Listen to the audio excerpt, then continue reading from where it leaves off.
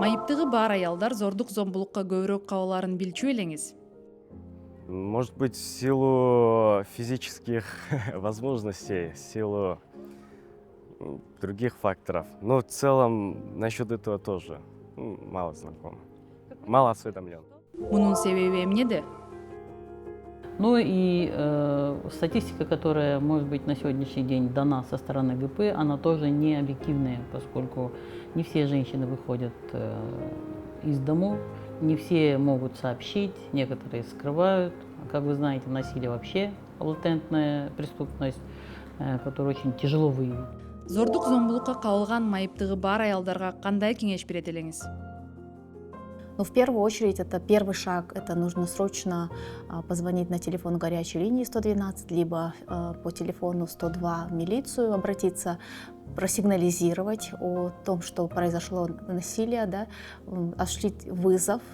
И после того, как милиция приедет на место происшествия, обязательно потребовать, чтобы они приняли заявление, зарегистрировали его обязательно, взяли объяснительные, да, с участников этого инцидента, и чтобы они обязательно дали и вообще зафиксировали факт насилия, как бы, и в последующем, чтобы была возможность доказать, что действительно есть побои. Майыптыгы бар адамдар дагы кандай коопсуз жана жеткиликтүү жолдор менен жардамга чакыра алышат? Үн менен айтуудан башка дагы каналдар барбы?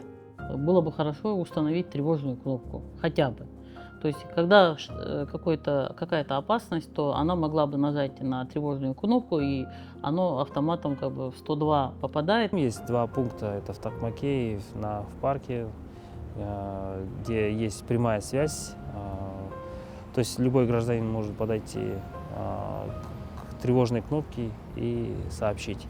Кроме того, они подключены к системе наружного видеонаблюдения, и, соответственно, оператор командного центра может визуально увидеть того лица, который пытается обратиться за помощью. Майыптыгы бар адамдардын коопсуздугун камсыздоо үчүн эмнени жакшыртыш керек? Это работа комплексная, это не только активистская работа, да, когда мы заявляем о каких-то правонарушениях, но и это такая цепочка событий, которая наилучшим образом облегчает получение этой поддержки. То есть это со стороны милиции, со стороны судей. Из-за того, что у нас нет понятия наличия инвалидности как отягощающий случай, происходящие события просто по другим статьям расходятся, ну или остаются нерешенными. Майыптыгы бар адамдар үчүн шаарды кантип коопсуздураак жана жеткиликтүүрөөк кылса болот? Я думаю, они должны на себе испытать все это и, исходя из этого, вывести какие-то вердикты.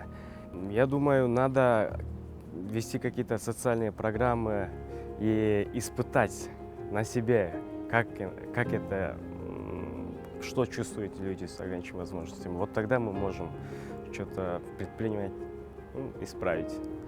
Мы Мы за инклюзивность. Общество и против насилия.